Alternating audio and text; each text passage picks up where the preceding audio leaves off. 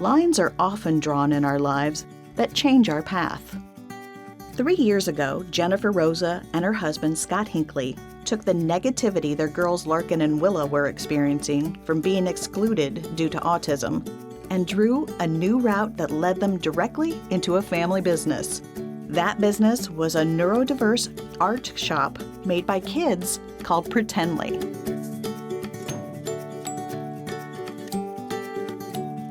The girls always wanted to have their own art shop, like when they grew up, but then they experienced this exclusion that when they felt that loss, we said, okay, we have to find the gain.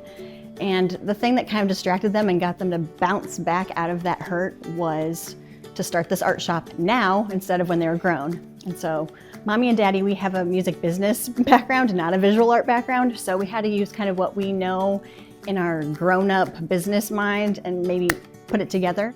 Fifth grader Larkin is a 10-year-old artist / businesswoman who has her own style.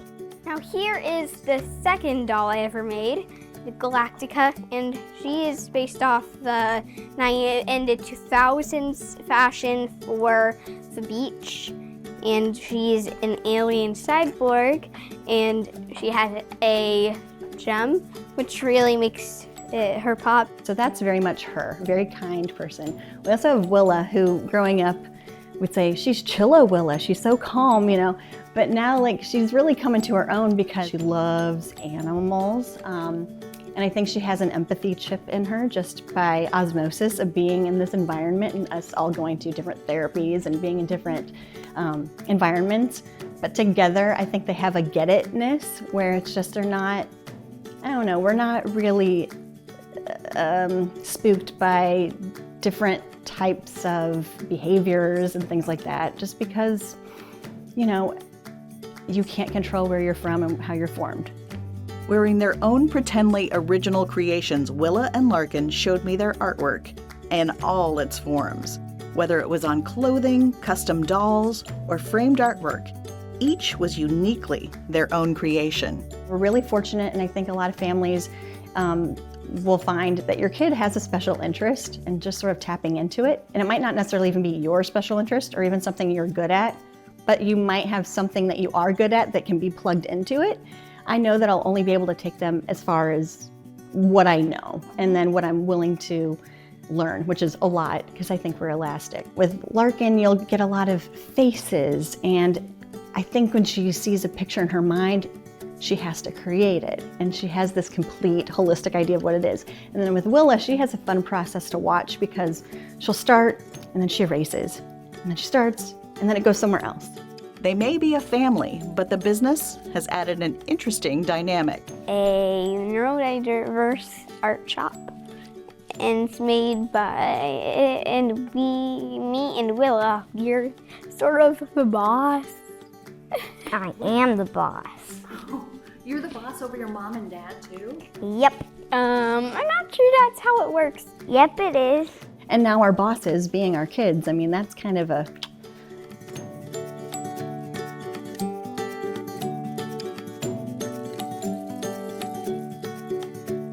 The little part is that they're young, so they are now 10 and 8, but the thing is they're very sisterly, right? Like they bond and they also butt heads, and that's the good thing about it. So you guys are sisters. Uh-huh. I have a sister, and sometimes we love each other so much, and sometimes we fight. Do you guys do that?